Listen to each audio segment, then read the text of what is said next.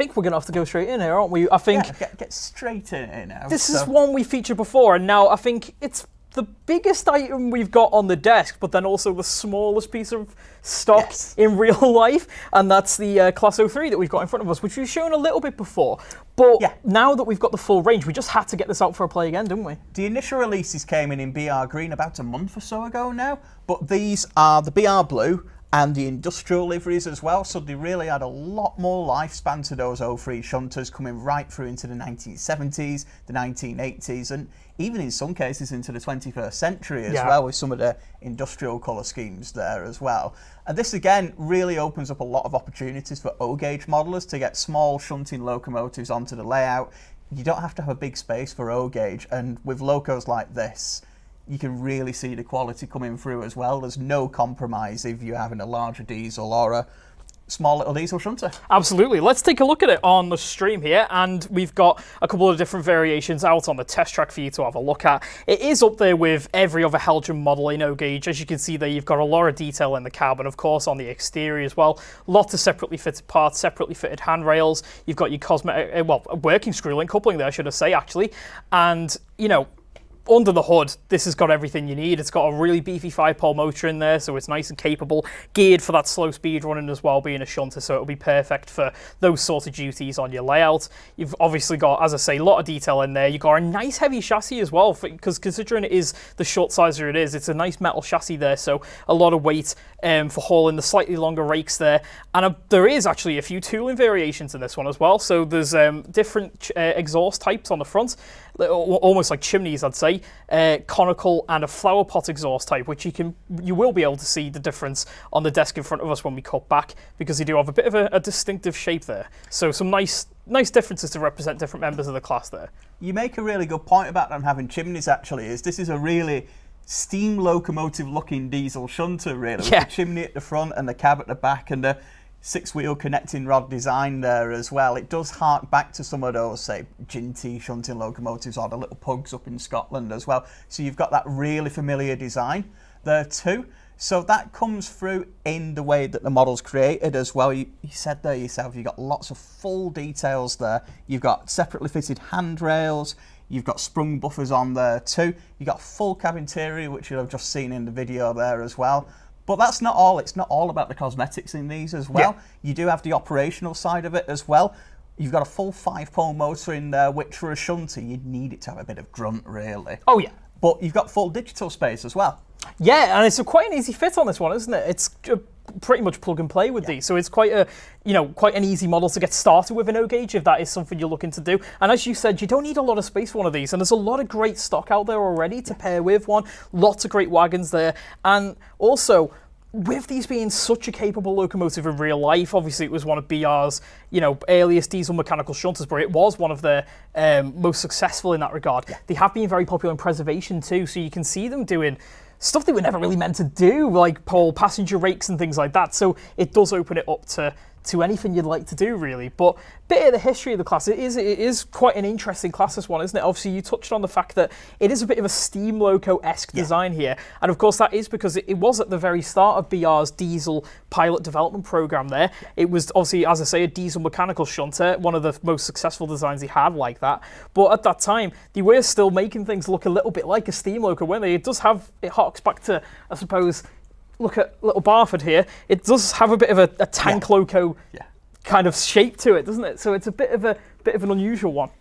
But at the same time as well, they really came through, as we touched on before, into the 21st century as well. There was one locomotive used at a depot in London with First Transport as well, right until about 2007, 2008. It's incredible considering they were built in the 50s as well, It really isn't it? is that classic design coming through there, looking almost completely different to the modern units used at the time. But also about 5 or 6 of them were exported to Italy as well in the 1970s. So even for you continental modelers who have an O-gauge layout, you really can get one of these designs onto it. I believe there was a couple in Holland as well. Oh, right, okay. So a few have gone on holiday there. So they really to some got sunnier around. climates. But this to me, certainly, and to a lot of you, I imagine as well, really makes O-Gauge accessible now. Over the last 5 or 10 years, a lot of these smaller locomotives have been replicated, and they're coming through at great prices as well. This is just over £335, and that's without any digital decoder in there. But you can put a normal 00 decoder in this as well. It does have a 21-pin socket, so if you've got a 00 layout and a spare decoder, you can already fit it in and get started, analog or digital.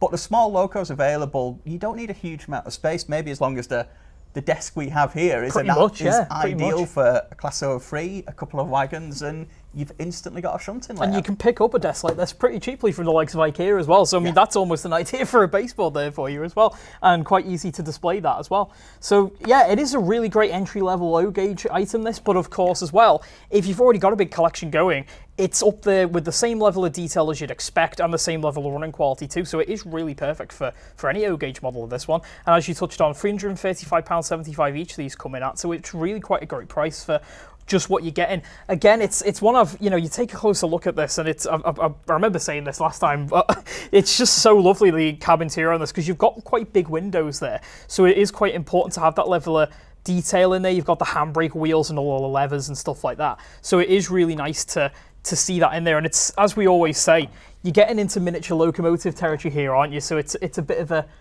different step up, isn't it? You've got it spot on there. These, not only just for the shunting yards as well, though, you would have them around depots, you'd have them as station pilots moving rakes of coaches as well. I think they were known for that at Newcastle and Norwich as well. Yeah. So quite a few different places they're operated all across the UK and can operate all across your layout as well. That's it. Well, I can see the comments lighting up on this one, of course. It's always popular, the 03. We've got 700 Shunter says, like the look of the 03. If you were to repaint an 03 into a pre-grouping livery, which one would you go for? I've actually seen one in preservation that's been painted in the full Midland Railway livery. I believe it's at the Lakeside and Haverthwaite Railway up in Cumbria. Bit of a whatever. So it's got the full crimson lake with the lining on it as well. So do check that one out if you fancy old liveries on new locos. But I think someone's beaten you to it there. I think so, yeah. I think another interesting one would potentially be SCCR or something like that, because obviously they do a lot of work with shunting locos themselves. We've got Jamie Smith, says the 03 is looking nice. Tristan Clack says, don't tempt me into another scale. Pretty much like you, isn't it? It's the time to do it with O-Gauge at the moment, really. With the amount available for great prices as well. Small shunting locomotives, a small bit of space. You don't need a full garden or a country house anymore to put an O-Gauge layout in. So if you were thinking of going O-Gauge, we do sell the whole controllers, we sell the track, we sell the wagons, the coaches, the locos. Let us know, drop us a message and we can help you out. Absolutely. We've got SLD51 says they look so nice, would like to try O-Gauge one day. James Akers says, nice model 03. The yellow suit, I have to say, you could call it the yellow submarine. You really could with that one. It's quite eye-catching, isn't it, really, in that really bright yellow scheme. But I mean, you'd see it coming on an industrial site, wouldn't you? So it's probably a good safety measure, that colour scheme. We've got Gareth Waite here, says, afternoon, Jack and Dave, how are you? We're great. Really good. Hope you're doing well as well. He says, I do like the BR Blue with the flowerpot exhaust on it. It really suits the locomotive, that livery. I know it's the old thing of, what loco doesn't suit BR Blue, but it really does on this, especially with the wasp stripes. It just sets it off nicely. It's amazing how different those wasp stripes make them look as well, where we've got the original livery here and then into the 1970s with the blue and then going right over to the more modern era with the yellow here as well. Do you look like 3 different types of loco to me? It looks bigger. Yeah, it looks bigger to me. The same but different. Yeah.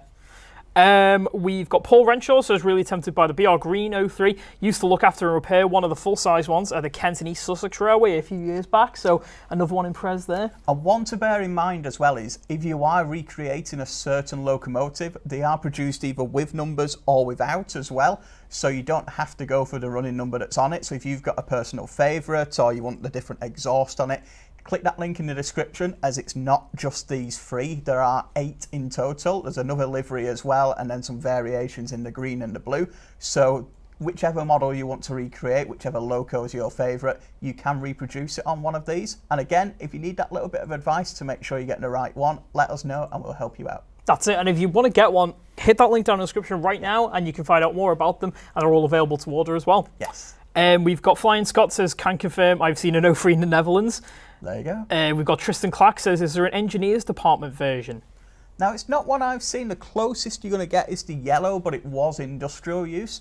These really stayed in that BR blue right until the end in the late 1980s, early 1990s. There was a couple on the Isle of Wight that went into Network Southeast livery, so a little bit more bold and a little bit more bright. Yeah. And then that last solo locomotive painted in that first livery as well with the It's dynamic so unusual. lines, I think they call it. But otherwise, if you're a BR modeler, blue or green are your colours. But there's nothing stopping you buying the yellow one and putting civil engineers or network rail. It's your layout at the end of the day. It's one of those locos where it's prime for a bit of customization there, isn't it? So there's a lot of things you could do with it. We've got MS says, Classo 3 looks so cute. Ben Davis says, out of the Classo 3, I would go for the BR Blue. Matthias Krigsman says, talking about weirder restoration liveries, there's a couple of Class 20s painted in London Transport livery. Yeah, I've seen a few of those. There is indeed, yeah. I think they use them on the London Underground on special trains. So preservation's a really good opportunity to maybe get something a little bit more individual or wacky out there as well. But a lot of things have been done, so really keep your eyes peeled. Get those what-if scenarios out there on your layout as well. We've got Jamie Smith says there are some great O-gauge locos out now to model virtually any era. Totally agree, and there's lots more to come as well if you check out our website. Yeah. And Sammy B Films in here as well says, so now an O-gauge micro layout is possible, and it certainly is with the 03, the 08s, and so much other great rolling stock out there as well. So it's not only possible, it is just such a good time to do it, really. With these diesel shunters, you've got Dapol's Ginty and Pannier tank if you wanted something a little bit in the steam era as well. Pico provides some really great track, including the slightly tighter unifrog points as well, so you can really do some dockyard scenes there as well. If you were thinking of a micro layout, do get in touch with us, as we've got everything you need. Yeah, you can get started straight away.